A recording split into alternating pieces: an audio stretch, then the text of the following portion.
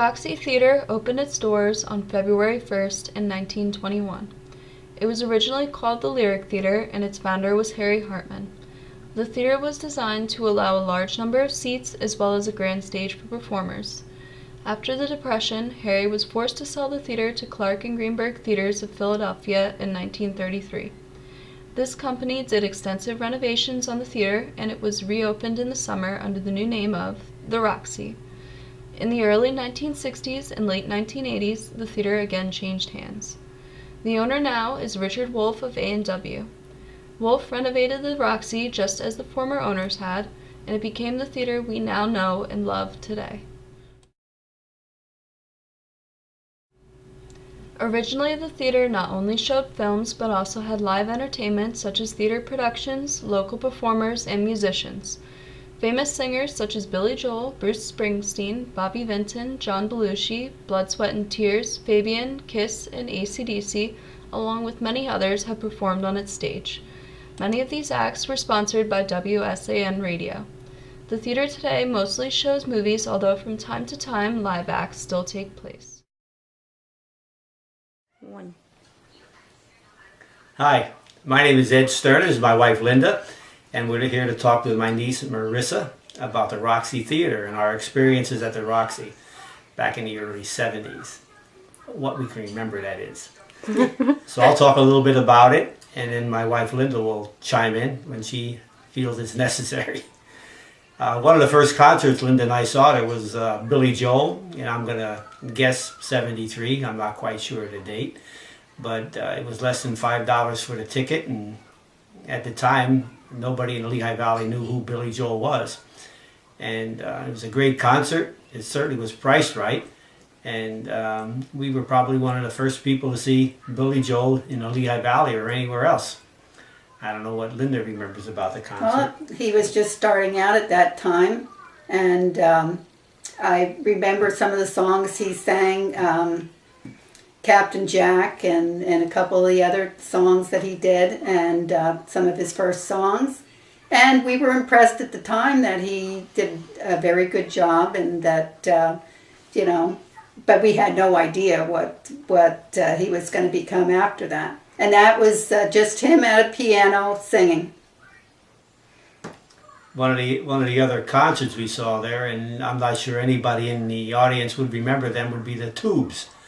And I know Marissa's going to look into that and tell me all about their lengthy career. I don't know if they made more than one album, but they weren't long-lived. They weren't around too long. But the Tubes was the other concert we saw there.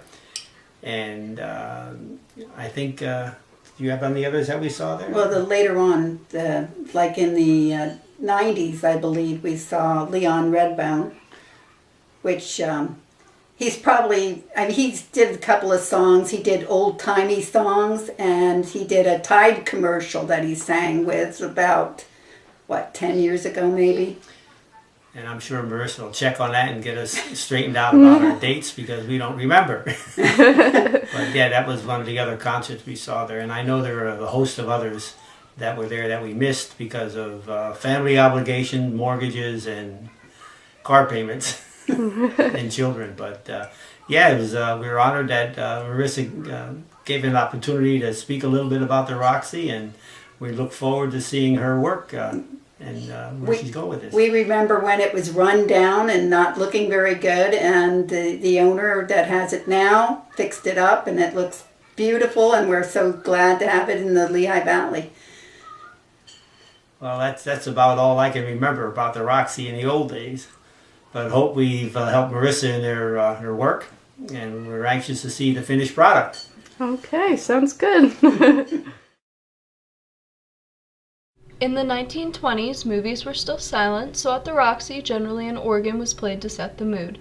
The organ was operated either by a musician or an individual who would use different paper rolls such as heavy music, marches, or gallops to add effect.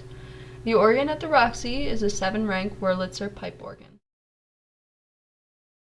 The Roxy charges $3 as admission even today, and will show a different movie or two about every week or so. Every day they have 2 showings besides Tuesday and Thursday when they only have one at 7. The Roxy is done in an Art Deco style. This style makes moviegoers feel as if they have taken a step back in time. The lobby itself features old movie posters and a charming concession stand. The auditorium is a beautiful, spacious room with plush, comfortable seats and a large screen. The lights on the wall of the theater are actually tricolor, three-tiered, and made out of milk glass. The top tier is amber, the middle red, and the bottom blue. From the ceiling to the wallpaper to the lights, no detail has been left wanting. The Roxy Theater attendants actually even still wear the traditional uniforms. All in all, the Roxy is a historic landmark in the town of Northampton and will always remain so.